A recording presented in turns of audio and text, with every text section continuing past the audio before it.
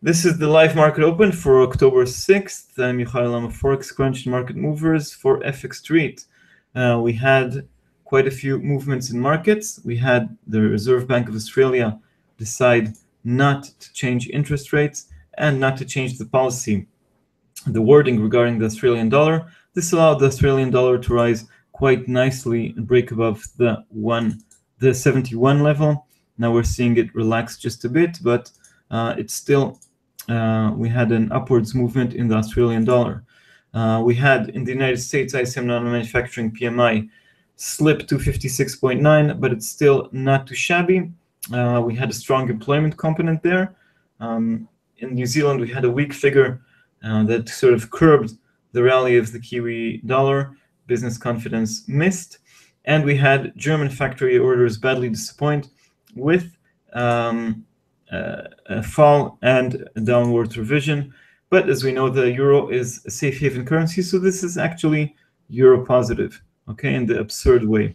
Resistance here, 112.15 followed by 113, support at 111.60 and 111. What else do we have on our agenda moving forward? We have more talks about Greece that wants debt relief. We had Tsipras outlining that in Parliament. This doesn't impact the euro at the moment, but it's always important, okay? China is on holiday. That also enables the Aussie to rise. And the discussion about to hike or not to hike in December or March for the Fed remains an open question that'll continue accompanying us for quite some time.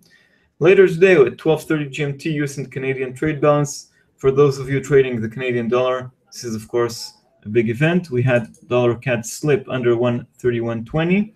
Support under 131, currently at 130.80. Support is at 130, and resistance above that is 130.20. And of course, we fell from the big highs of 134.60. In New Zealand, we have milk prices somewhere in the afternoon.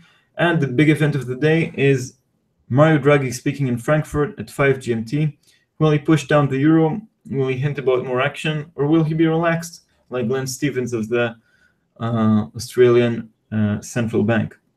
It remains an open question. We also have the Fed's Williams talking at 9:30 GMT.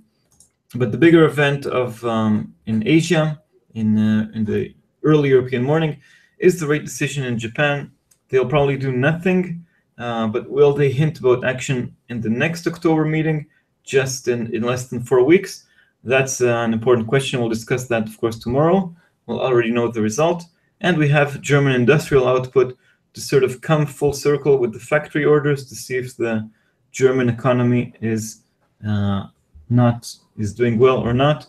And so this will impact euro dollar. This and Draghi, of course, most importantly.